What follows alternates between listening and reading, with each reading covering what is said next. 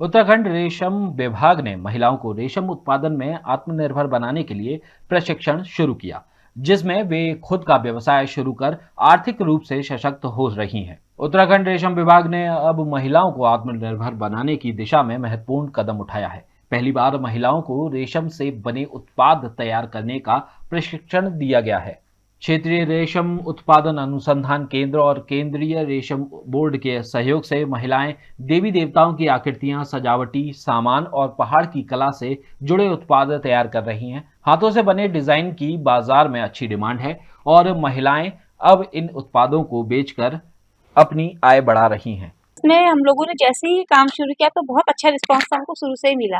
जो हमारे यहाँ के डिप्टी डायरेक्टर हेमचंद जी, उनका हमें पूरा सहयोग मिला और उन्होंने इसी के कारण ये महिलाएं इतनी आगे बढ़ी हैं। उन्होंने यहाँ पे हमें कमरा दिया, जिसमें हम महिलाओं ने आकर काम किया और हमें सारा संसाधन उपलब्ध कराया जो हमें चाहिए। हमें कैटलॉग बनाने के लिए, हमारे जीएसटी बनाने के लिए हमें पूरा सहयोग किया, जिससे महिलाओं ने जो काम किया उसका रास्ता भी आगे उन्हें बनता गया। कि जो महिलाएं थी ना, बहुत ग्रामीण इलाके से थी और इतनी ज़्यादा जागरूक भी नहीं थी कि जिन्हें इन चीज़ों का पता था।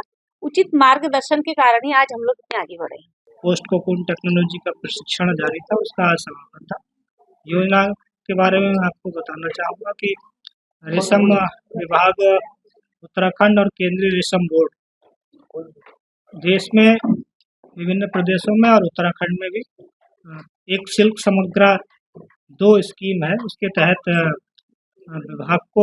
विभाग के माध्यम से हमारे जो रेशम कृषक हैं उनको सहायता उपलब्ध करवाते हैं, जिससे कि वो रेशम के कार्य को और बेहतर तरीके से कर सके। उनको उसके अंतर्गत जो है पौधरोपण के लिए सहायता और जो रेशम कीट पालन गृह के लिए सहायता और उपकरण आदि इन योजनाओं के अंतर्गत जो है उपलब्ध करवाते। मेरे साथ यहाँ पर वैज्ञानिक भी उपस्थित हैं, छत्रपाल साहब वहाँ के इंचार्ज।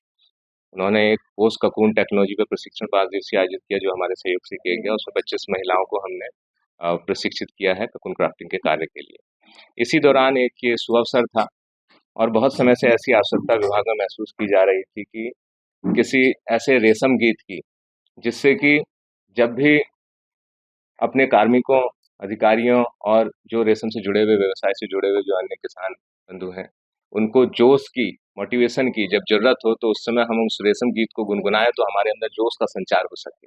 और आज इस शुभ अवसर पर उसे लयबद्ध करते हुए हमने आज उसकी लॉन्चिंग की और उसे गाते हुए ही लॉन्चिंग उसकी कर दी गई है, जो मैं समझता हूँ आने वाले समय के लिए हमारे कर्मचारियों, अधिकारियों और जो भी हमारे किसान बंधु हैं उनके लिए वाकई में वो ऐसे निराशा के समय बहुत प्रेरणा का काम करेगा। सामान्य समय पर भी उनके अंदर प्रेरणा भरते हुए और ऊंचाइयों पर जाने की प्रयास होंगे।